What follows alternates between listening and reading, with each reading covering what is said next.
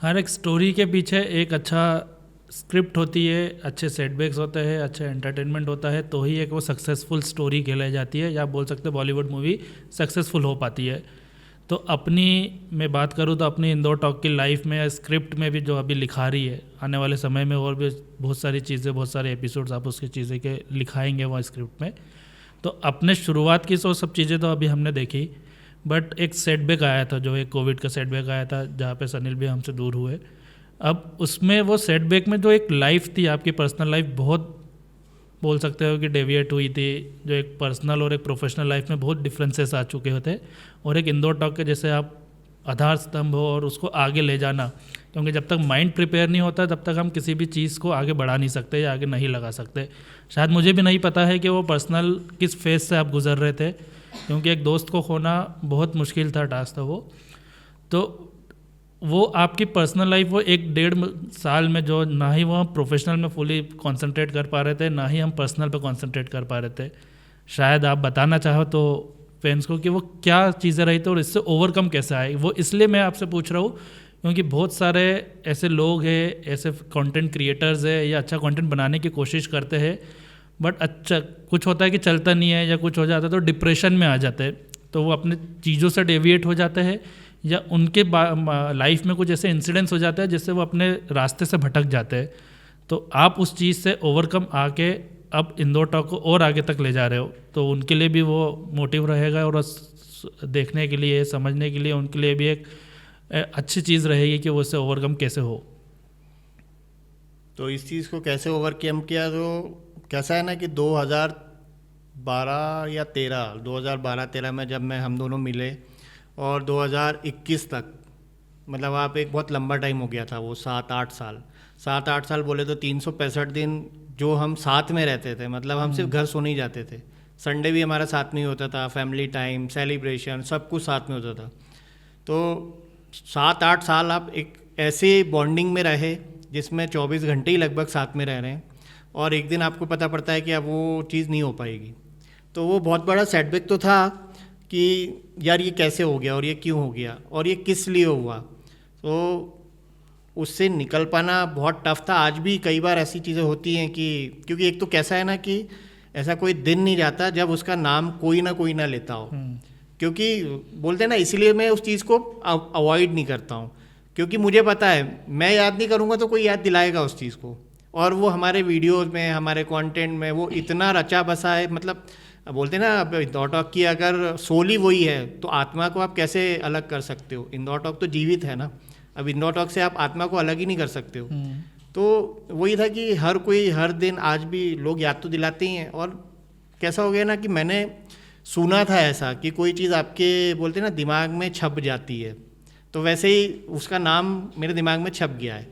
तो पहले ये था कि उसको मैंने अपनी वीकनेस मान लिया था कि भाई अब ये चला गया तो कैसे चलेगी अब इंदौर टॉक, क्योंकि भाई फेस भी वही, एडिटिंग भी वही, वो पूरा मतलब कोर हमारा कंटेंट था। सेल्स में तो हम थे ही नहीं, जब प्रोडक्ट तो हम बना ही रहते हैं ना। और एक प्रोडक्ट जब बनता है तो जिसको बनाने वाला ही एक दिन आपको पता पड़ता है गायब हो गया, है ही नहीं इस दुनिया में, तो वो आपको फिर फ्यूचर अंधकार में दिखता है जी। और इंदौर टॉक हमारे लिए एक प्रोडक्ट नहीं है, वो हमारी फीलिंग्स है, हमारे इमोशंस हैं। तो यही था कि अब यार ये चला गया तो अब कैसे चलेगा इंदौर टॉक। अब उसके बाद अच्छा हुआ क्या कि जो सेकंड लाइन थी हम लोगों ने तैयार करी थी, या ठीक है वो मेरे कारण बहुत सारे कियोस्क हुए ऑफिस में। और क्या होता है ना, जब आपका दिमाग संतुलित नहीं होता है तो आप कुछ ऐसी चीज़ें कर जाते हो जो शायद आपको नहीं करना थी। पर उस चीज़ में मैं बोलूँगा कि मेरे कभी भी इंटेंशन बुरे नहीं थे, मेरे तरीके बुरे हो सकते हैं। और वो उस फेज़ में, क्योंकि मुझे नहीं पता किसने क्या खोया, और मैं उसका जस्टिफिकेशन किसी से लेना भी नहीं चाहता हूँ और देना भी नहीं चाहता हूँ।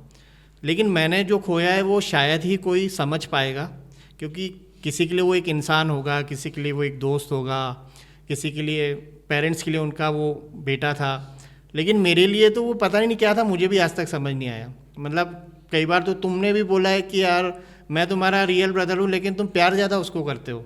तो ऐसा होता था, एक जैसे कपड़े पहनते थे हम, बट ऑब्वियस कई सारी हमारी आज भी टी शर्ट्स हैं जो हम लोगों ने साथ में एक जैसी खरीदी थी, और दिन भर साथ में रहना, दिन भर बातें करना, तो वो कभी भी निकल नहीं पाई चीज़ें से, और आज भी नहीं निकलती और निकलेंगी भी नहीं कभी, मुझे पता है। तो क्या हुआ, वो हिम्मत भी वहीं से आई कि मेरी एक फ्रेंड है, उन्होंने बोला कि आप किसको ढूंढते रहते हो, तो मैं तो अपने दोस्त को ढूंढता हूँ। तो बोले दोस्त को मत ढूंढो, वो दोस्त आपका आपके अंदर ही है, अगर आप ऐसा मानते हो तो मैंने बोला ऐसा होता है क्या? पर फिर कुछ मेडिटेशंस किए, कुछ चीज़ें पढ़ना शुरू की, कुछ थोड़ा सा ऐसी चीज़ें की जो शायद मैं कभी नहीं करता।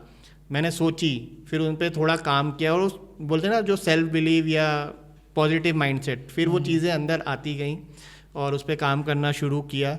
फिर एक गाना मुझे पता, वो मतलब मैं अभी तक जितनी भी चीज़ें मेरी लाइफ में हो रही, मुझे नहीं पता क्यों हो रही हैं, बस होती जा रही हैं। क्योंकि मैं जैसा बोला कि इंटेंशन मेरे आज भी वैसे ही प्योर हैं। मुझे अपने लिए कुछ भी नहीं चाहिए, मुझे इस सिटी के लिए इस प्रोडक्ट को बनाना है, मुझे अपनी फैमिली के लिए इस बिज़नेस को खड़ा करना है कि हमारी जो जनरेशन है वो उनको कुछ तो मिले। ठीक है, नो डाउट हमारे पापा मम्मी ने हमको सब कुछ दिया है, आज वो सपोर्ट भी करते हैं हर चीज़ में, लेकिन फिर भी हमारी लाइफ से कुछ तो मिसिंग है आज भी। अगर वो एक्स फैक्टर हमारी लाइफ में आज जुड़ जाए तो मैं बता रहा हूँ कि हमारी ग्रोथ अभी 10x का मैं 20x कर दूंगा, पर वो मिसिंग है और वो हर कोई नहीं समझ पाता है। वो बिज़नेस फैमिलीज़ का एक सेटअप होता है, वो समझ पाते हैं। तो हम अपनी आने वाली जनरेशन्स को कुछ देना चाहते हैं, और वो हमारी ही नहीं, हमारी टीम में जितने भी लोग हैं सबके लिए कुछ ना कुछ उसमें है। तो थॉट वही था। तो बट ऑब्वियस सेटबैक तो हुआ था, लेकिन फिर क्वेश्चन क्या था, मैं क्वेश्चन ही भूल गया। आपकी प्रोफेशनल लाइफ के बारे में भी हाँ, लोगों को पता चला। हाँ, आपका इंदौर टॉक के बारे में भी यूजर्स को, फैंस को हाँ, पता तो ये चला। होता है कि हम बात कुछ और कर रहे हैं और बात कुछ और होती जाती नहीं, है। मैं तो उसको मोड़ पे दूसरे ले जाना चाहूँगा कि प्रोफेशनल भी चीज़ें पता चली फैंस को, और इंदौर टॉक के बारे में भी अब बहुत सारी चीज़ें वो जान चुके हैं। अब मैं जानना चाहूँगा कि जो आशीष तिवारी जो भाई है, बड़े भाई है, जो मैं देखता हूँ कि 12 से 15 घंटे काम करते हैं, सुबह 10 बजे से रात के 10 बजे तक ऑफिस में बैठ के काम करते हैं और इंदौर टॉक को जीते हैं एक तरीके से। तो सबसे बड़ा सपोर्ट होता है फैमिली का, तो होता ही है, उसके अलावा सबसे बड़ा सपोर्ट होता है भाभी का, आपकी वाइफ का। तो उनसे कैसे डील करते हैं, और वो आपके लिए क्या रखते हैं कि, और क्या है सोचते हैं कि वो आपके लिए कैसे पिलर के तौर पे आपको सक्सेसफुल और इस चीज़ को आगे बढ़ाते हैं? अब ये तो तुम्हें पता है कि जब से शादी हुई है, 2011 में शादी हुई और 13 में हमने बिज़नेस शुरू कर दिया, तो स्ट्रगल तो हमारी तब से ही चल रही है। और प्रायोरिटी अभी क्या होना है, लाइफ में एक प्रायोरिटी डिसाइड करना पड़ती है, और ऐसा नहीं है कि एकदम ही अवॉइड होती हैं सारी चीज़ें। जब जिसको जितना टाइम देना है मैं देता हूँ, लेकिन क्या बोलते हैं ना, जो भी मैंने नेक्स्ट जनरेशन की बात की, तो क्या होता है, कुछ बड़ा करना है, कुछ बड़ा बनाना है, तो बोलते हैं कि एक जनरेशन को खपना होगा। मतलब एक जनरेशन को अपनी सारी वो चीज़ों की कुर्बानी देना पड़ेगी। अब या तो मैं ये सोच लिया यार कि मैं क्यों दूँ, या तो ये सोच लूँ कि चीज़ क्या जो चल रहा है वैसे ही चलने दो, आपने को क्या ही करना है। तो मेरी लाइफ में वो चीज़ हो नहीं पा रही है, क्योंकि मेरे सपने बहुत बड़े हैं। और टचवुड क्या होता है ना, जब देन वही बात हुई कि अगर आप कोशिश कर रहे हो, अगर आपको वो सब पाना है, तो लोग भी आपको वैसे ही मिलते हैं आपकी लाइफ में।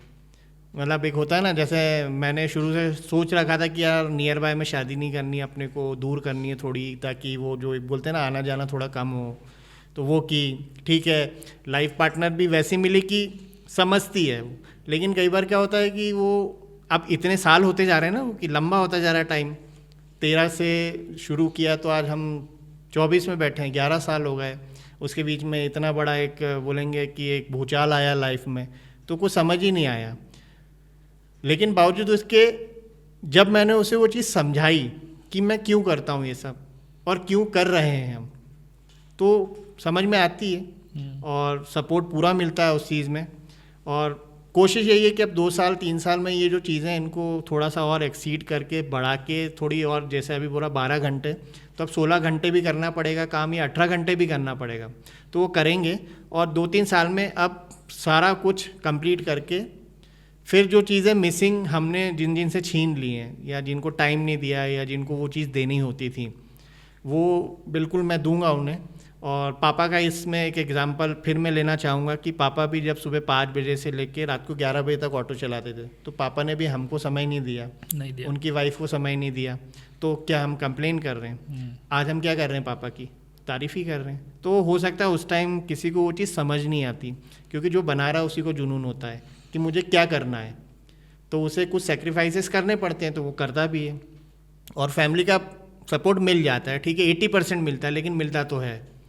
तो बस भाभी, अगर आप ये एपिसोड देख रहे हो तो आपको अभी तक तो आपने भैया का हमेशा साथ दिया है, और चाहूँगा कि 2-3 साल और अच्छे से साथ दे, तो आने वाले जो हमारे समय है, हमारे जो साल है, बहुत अच्छे गुजरेंगे और हम वो ज़िंदगी जी पाएंगे जो आप शायद अभी मिस कर गए हैं या इतने सालों में नहीं जी पाए हैं।